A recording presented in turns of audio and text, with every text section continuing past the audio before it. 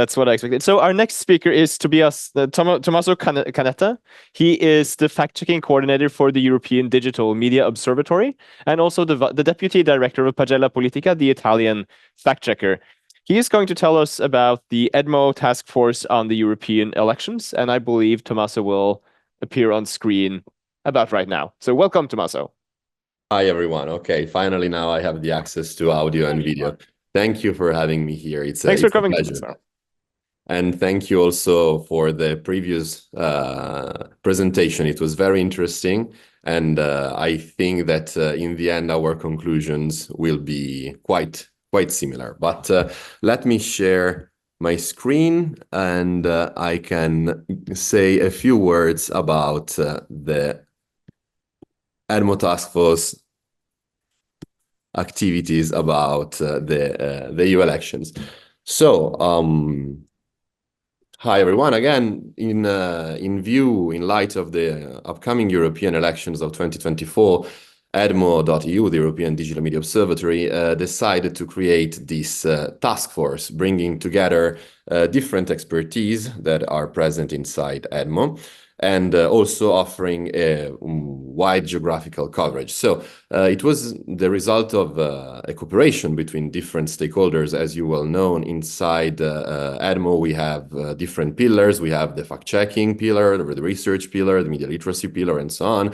So the task force was created drawing the best people from the EDMO boards and teams, so from the executive board and advisory council, plus the team that works on EDMO, from the national and regional hubs, such as NORDIS, of course, but there are 14 of them, from the EDMO fact-checking network that, as I said, I coordinate, from media literacy, research, and media technology experts. So we decided to have a wide regional coverage, as said, one representative coming from each national/regional hub, plus 3 representatives from the advisory council and 1 media literacy expert. Then we had 1 chair. He was my boss, Giovanni Zagni, the director of Pagella Politica and Facta News, plus a secretary.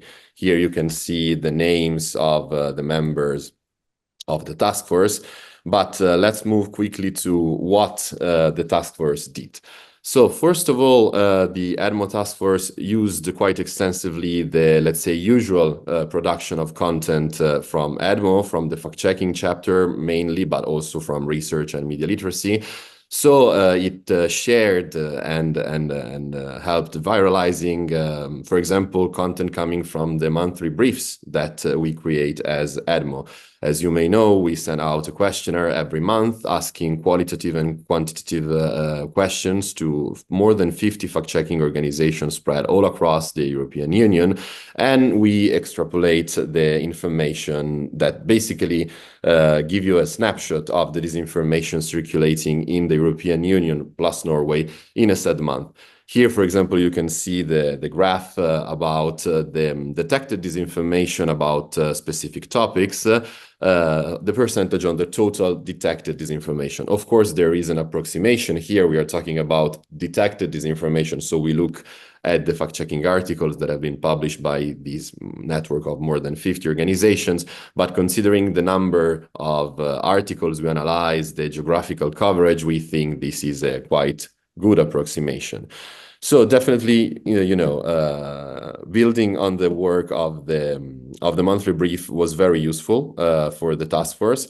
Also, the usual investigations that were carried out by the EDMO fact-checking network was again used and circulated by the task force. Here we have an example about this Russian disinformation network called Pravda.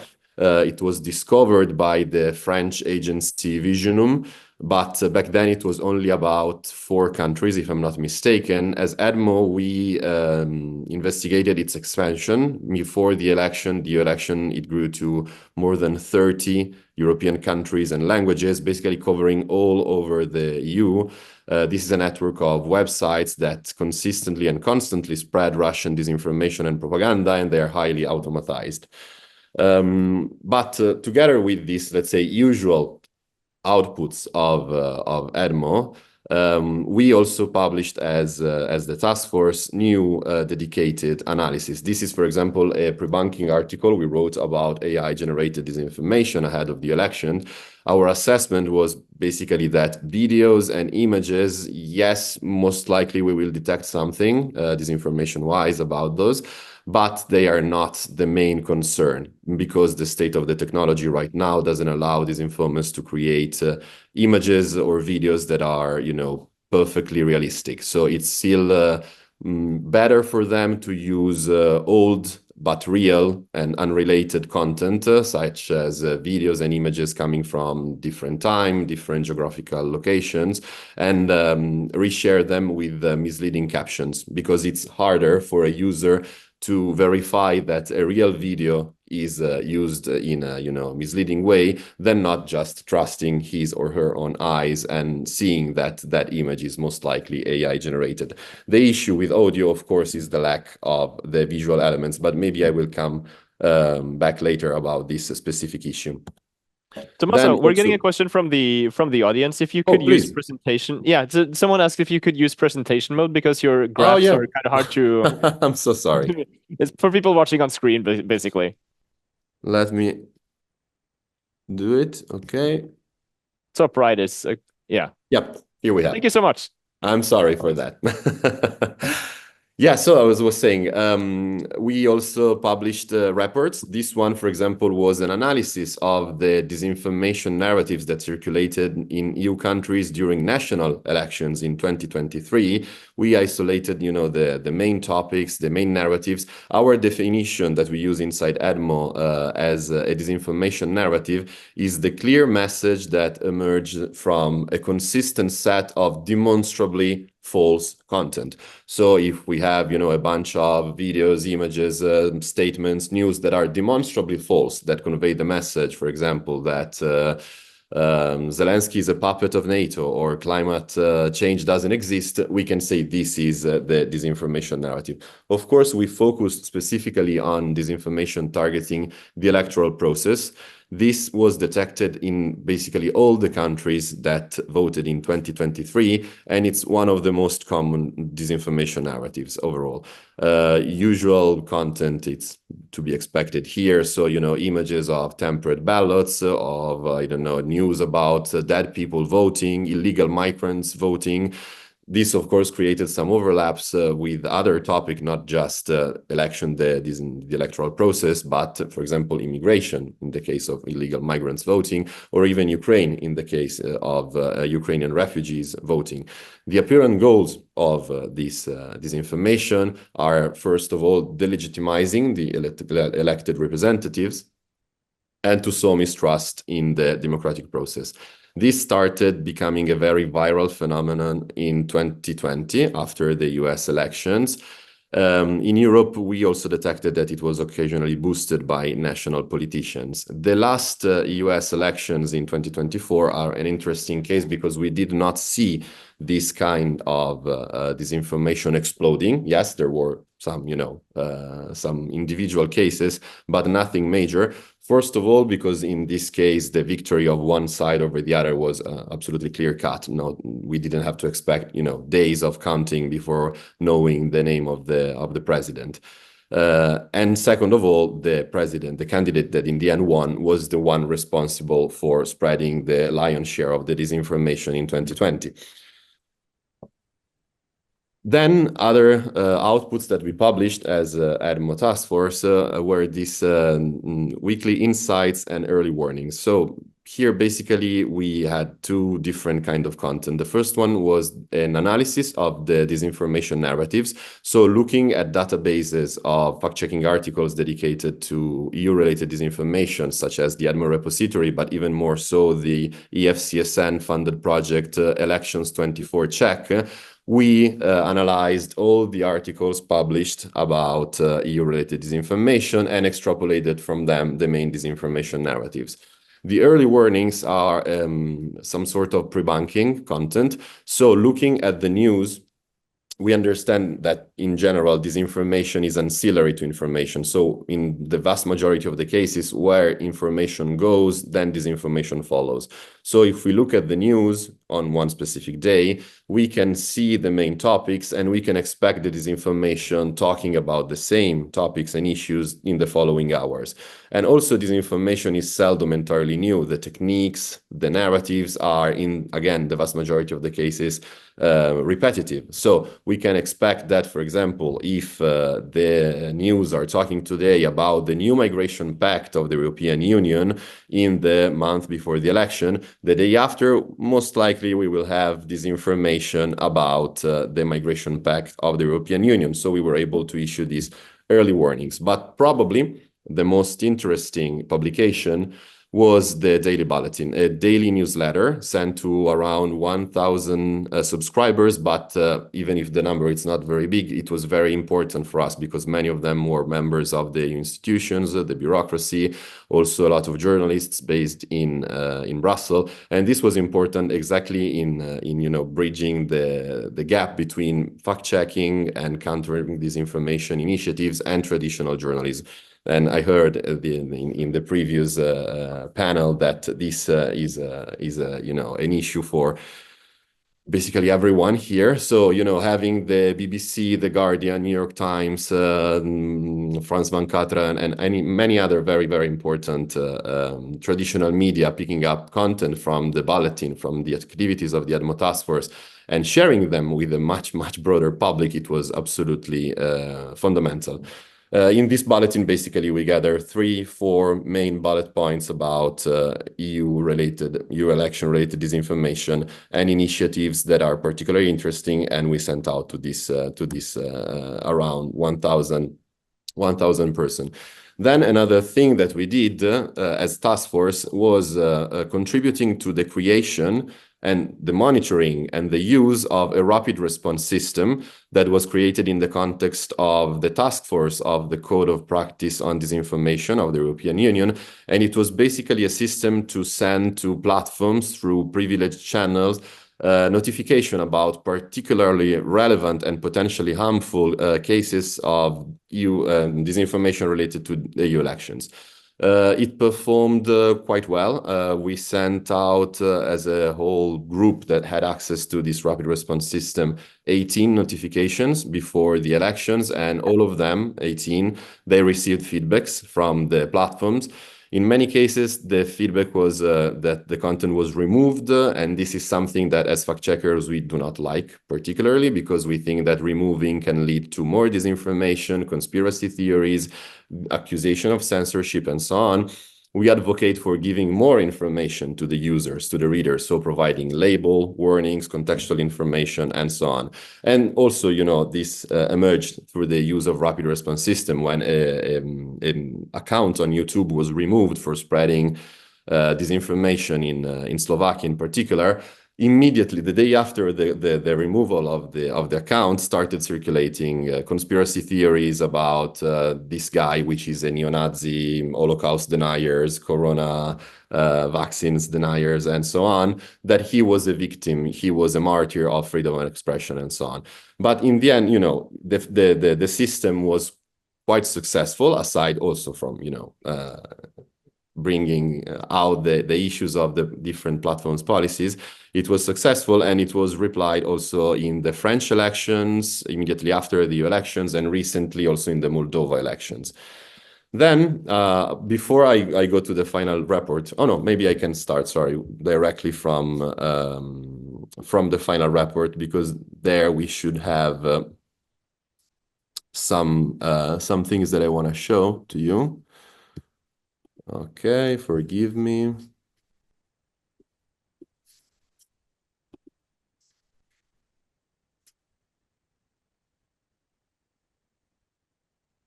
Sorry.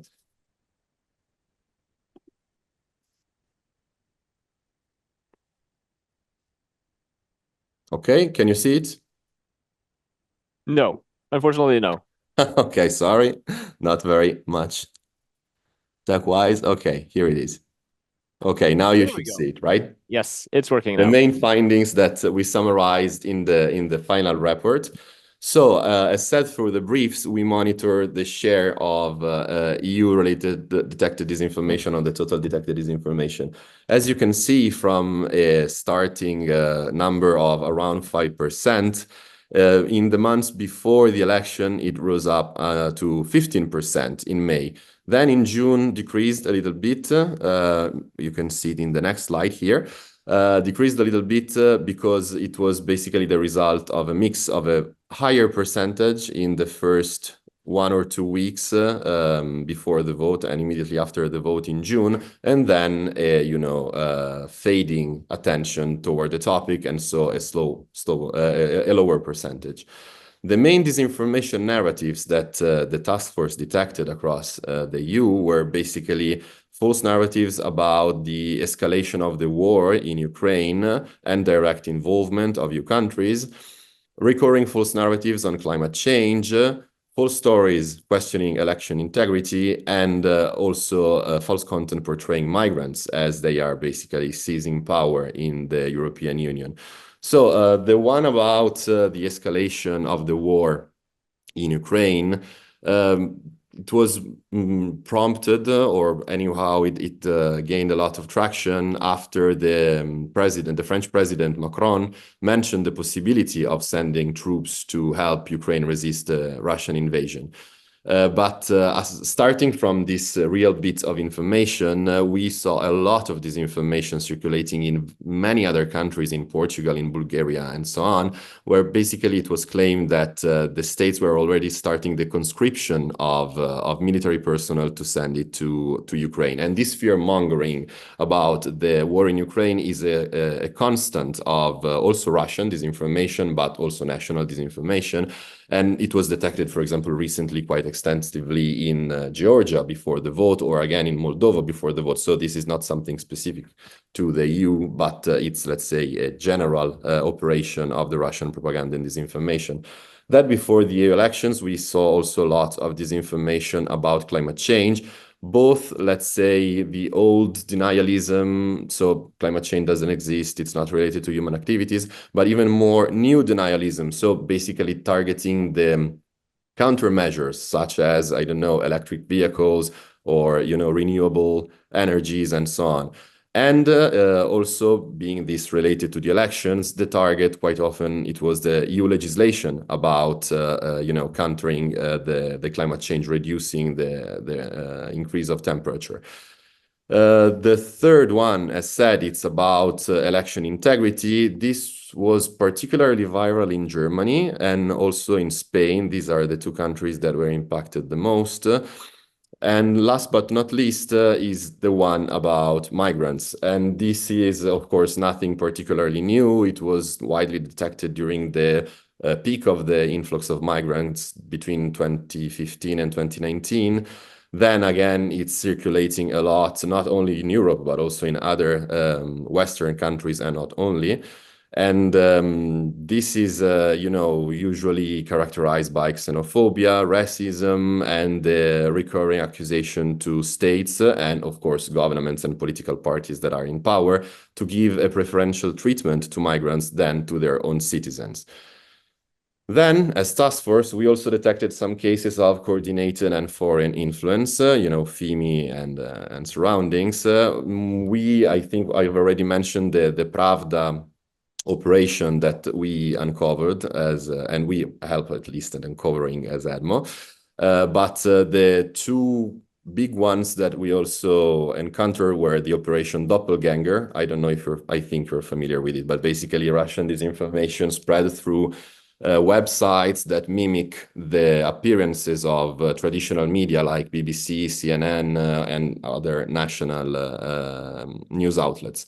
And also Operation Matryoshka, an attempt basically to overload the fact-checking community with the request of verifying not particularly relevant pieces of disinformation. Also, we gave, we shared information about other FIMI operations detected at the national level. For example, our colleagues from Germany, from Correctiv, they reported about these two brothers from Moldova that provided an IT infrastructure to support Russian cyber attacks before the elections, and also what was discovered by Irish colleagues of the journal. They discovered a network of anonymous social accounts that pose as Irish users that were targeting politicians, journalists, activists, and so on with extreme views before the elections. Also, we saw, some individual, some single events impacting the discussion before the election. The shooting of the Slovak Prime Minister Fico was definitely one of the big ones. It immediately propelled disinformation targeting the national opposition. So the shooter was a relative of the founder, basically, of the opposition party, or he was a Ukrainian refugee, or he was acting because CIA or NATO told him to, or even, Fico was shot because of his position about the WHO pandemic treaty. This event localized in Slovakia produced waves that, circulated in all of the EU and more.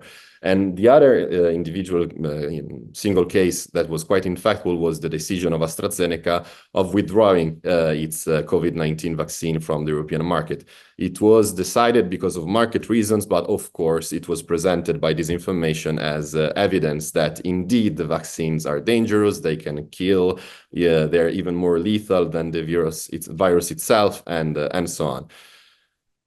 Now, I'm gonna finish with basically what was our general assessment of the situation, and I think it's consistent with what it was said in the previous panel. So we did not detect any major attempt to influence the elections with disinformation. Yes, sorry, very quickly. I had to tell you something about the AI-generated audio that we feared. To tackle that hypothesis, EDMO and EFCSN together, they created a pool of AI experts coming from different backgrounds, research, academy, and so on, and from different countries, so we can basically recreate a sort of scientific consensus around, this content is indeed AI generated and it's spreading disinformation and so on. Thankfully, it was not necessary to use it the 24 or 48 hours before the elections, but it was, I think, positive that we were ready for that eventuality. So, as said, we did not detect any major phenomenon before the election. This is good. I think there are many reasons why this happened, but the deterrence created by a high level of awareness in the EU was one of the elements to kept in consideration. So this is on the positive side of things. Sadly, we think that disinformation doesn't work this way. It's not, a few big things happening immediately before or after the vote or a crisis. Yes, it can happen. That works like this, for example, like it happened in the US in 2020. But let's say that normally disinformation works like the drop of water that over time excavates the rock. So it's an endless hammering of individual content of this single content of disinformation that taken individually, it's not particularly relevant.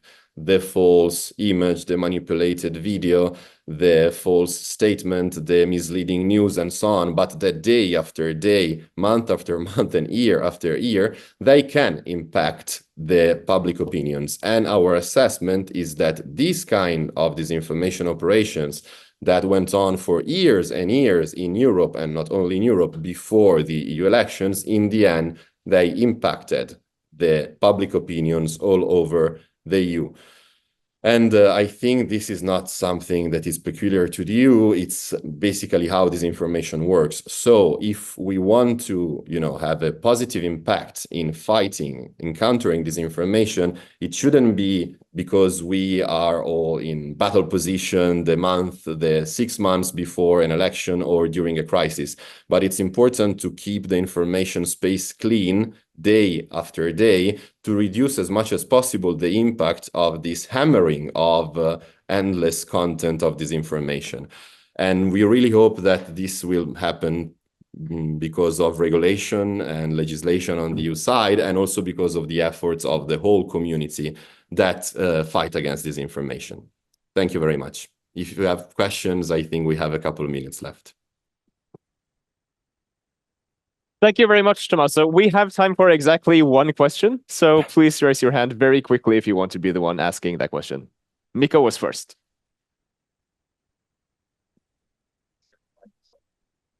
Thank you. Mikko Salo, Facta.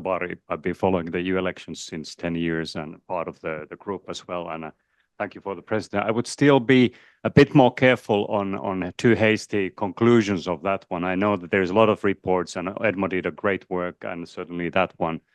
But knowing the resources that this work was done, and I know that there are now some conclusive stuff that try to kind of keep everything together, what really kind of happens because there is a lot of networks following what was happening from the administration side, the independent journalistic sides like the EDMO and all that, and they're trying to kind of summon it at the moment and then prepare for the next step.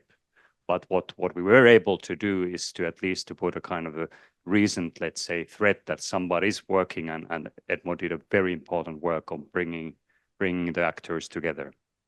But just as a kind of a remark, because I've seen there is a lot of like observations, more or less in the same lines, but not to be too conclusive. But because Tommaso, you probably agree with me that I mean nobody really knows exactly what was happening on online information sphere, especially on the platforms, because of the reasons that we mentioned already before. Yeah, no, I think, of course, there is still some uncertainty. We do not pretend to have, a perfectly clear picture. What I can say is that from the privileged observation point of view that we had during the elections immediately before and immediately after, this is our assessment. So, all the different fact-checking organizations spread across the EU, of course, with the national nuances, because it's different, the situation in Bulgaria or Estonia than the situation in Italy or Portugal or Sweden or Denmark. But still, even considering these regional differences, I think it was quite a common assessment that we did not see these major attempts before the elections, but the impact of disinformation still was quite strong because of, that consistent hammering of false news over the years before the elections about the main topics of political discussion. So immigration, economy, climate change, foreign policy, and so on. Thank you very much, Tommaso, and thanks for coming. It's a pleasure to have you here. Thank you. It was a pleasure.